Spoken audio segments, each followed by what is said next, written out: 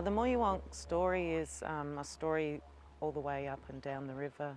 Many variations of the story, but it's a precaution story. You know, the river is a dangerous place, forever changing. You never know what's underneath the river. This is the story of the Moolyawongk, which has Kayungu-like features. He and his family lived in many locations along Murundi, where they lived in caves beneath the river banks. This language comes from the Murray River region. It is a language that was recorded back in 1816 by Matthew Moorhouse. So he recorded a whole heap of words, a whole heap of pronunciations, phrases. All that stuff was recorded and then archived. Our family speaks a bit of different languages, like Nunanjeri. My dad knows a fair few Dreamtime stories. The Moolyawonk is probably my favourite because I just like the message. Not to go swimming near the river by yourself. One evening, as Anonki was setting, Poyonko Pipireyu was walking along Murundi alone. He knew that this was Manako, but he continued. Rarely, the Moolyawonk pommen from the surface of the water. Moolyawonks can mesmerise and lure you to the Nyanko. Poyonko Pipireyu was being drawn closer to the Nyanko's edge.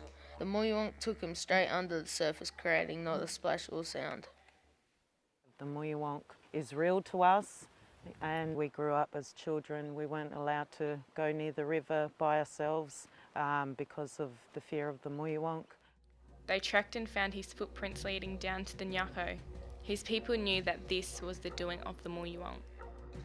All the Ninkalko Wanyuwonen knew stories on how to get the boy back. They knew that Idlalanko from his tribe had the power to rescue him. I think it's really good that we're reviving a dead language, so all the young people can learn it because it's quite intriguing.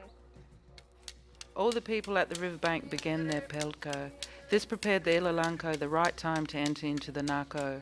Knowing the ceremony would distract the Moolyawonk, the Ilalanko dove deep down into the water and using his string cord, he pulled Poyonko Pipireyu to safety.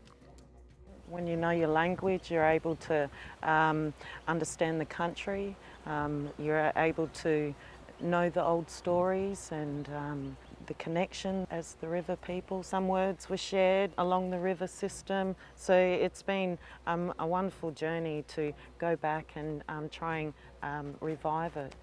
I believe it's important because it helps illustrate who we are, what our dreaming is, where it comes from, our language, and also it's there forever, you know, in an artistic form, and it allows people to better understand it, but get educated about it, and then to also understand, you know, the dreaming side of who we are as people as well. Yeah.